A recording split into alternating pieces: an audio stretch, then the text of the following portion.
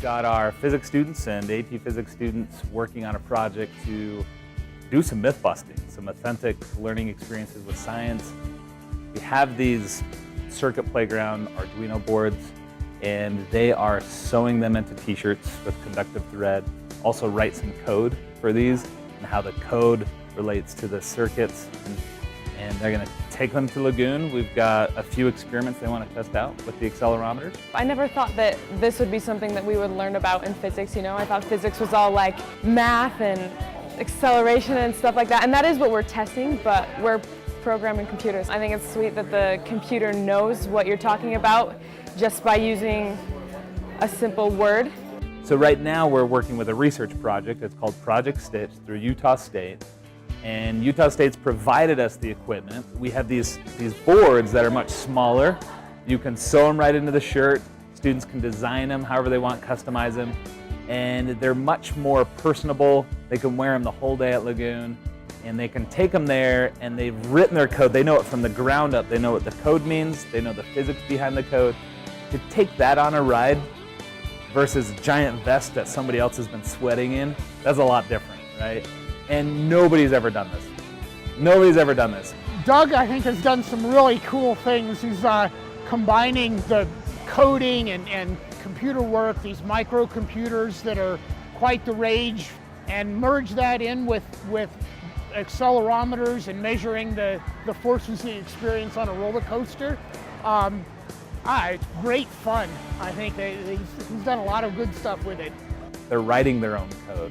They're changing how the lights light up. They're doing these if-then statements in the code.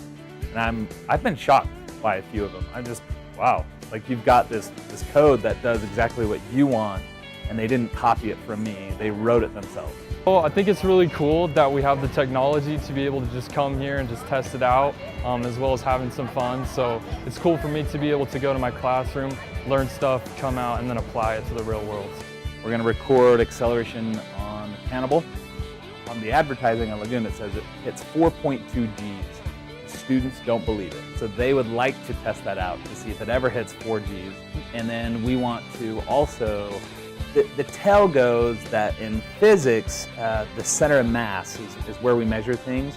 So if you have a roller coaster car with 5 or 6 cars, the physics says that when it's at the bottom, the middle one will be going the fastest. We wrote Colossus because there's an old physics myth between front, middle, and back, which has the most acceleration. We're trying to just bust the old myths. So far, from what we found out, it seems like the front would be the fastest, which is against the old myth. I've been loving the class. I heard it's like a newer type of curriculum, but we've been having a lot of fun with it. It seems much cooler. We got the cool little circuit board things to play around with. It's just been a whole lot of fun. Students came up with another idea. They wanted to say, well, we can measure acceleration. Can we measure free fall acceleration on the re-entry ride at Lagoon? And then the other is they might look at G-forces. They said, well, are there more G-forces on the rocket boosting up compared to Cannibal ride? But it actually didn't, because like each one of these is programmed to be half a G and only got up to 3 Gs. The rocket hitting 4 Gs, myth busted.